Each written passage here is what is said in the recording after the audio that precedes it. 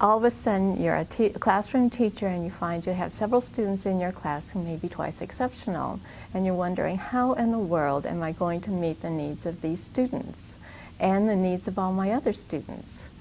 And what I say to teachers is it's really important that you look at the whole child.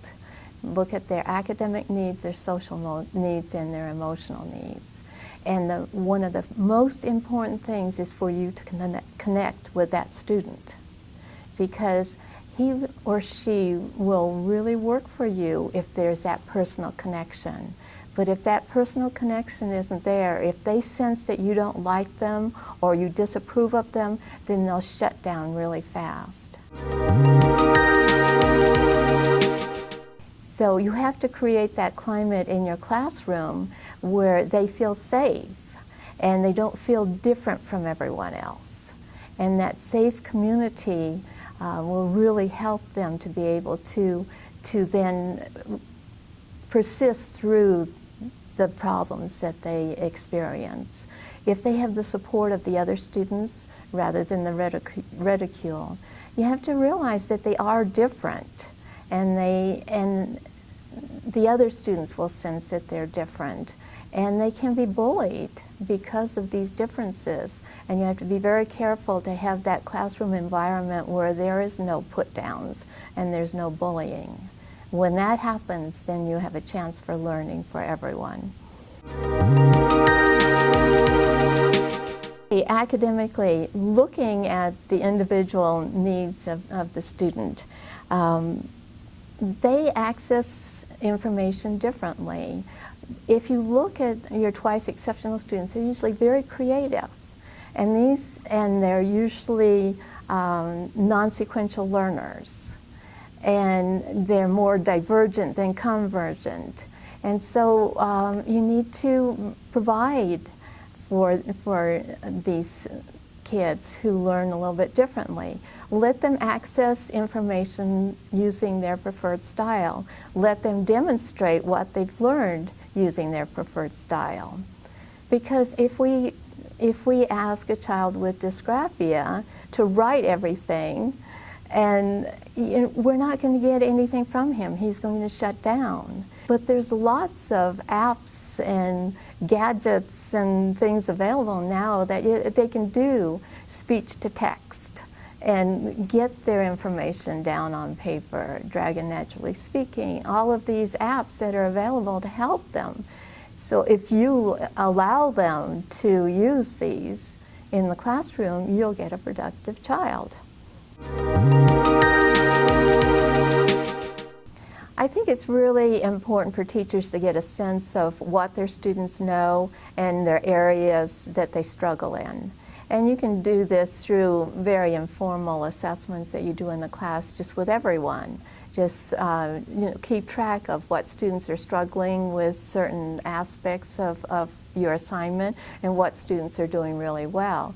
And just keep that checklist. And with the twice exceptional student, what you have to remember is not to focus on what they can't do, but to really focus on their strength area and build up their resiliency by focusing there. Let them follow their passions. Let them have time to explore their passions if they already know the information that you're presenting in the classroom. And then they can come back to the classroom and they can be the classroom expert when they've completed studying an aspect of what you're working on. And then after the student feels really secure in your classroom, then you can begin to work with them on some of the areas that they struggle with.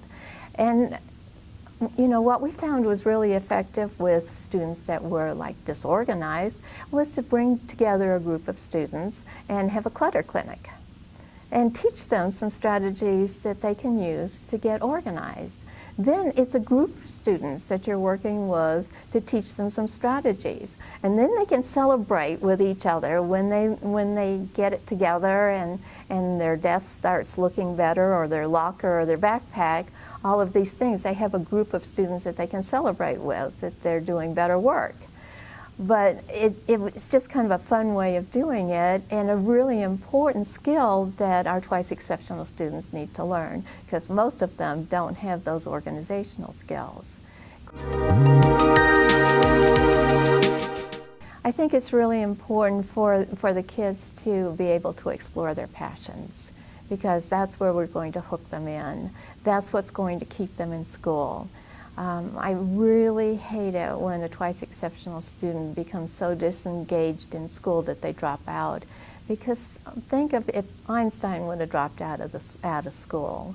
You know, we don't know what we're losing in sense of who's going to solve the problems of the future when these really bright, gifted children drop out of school.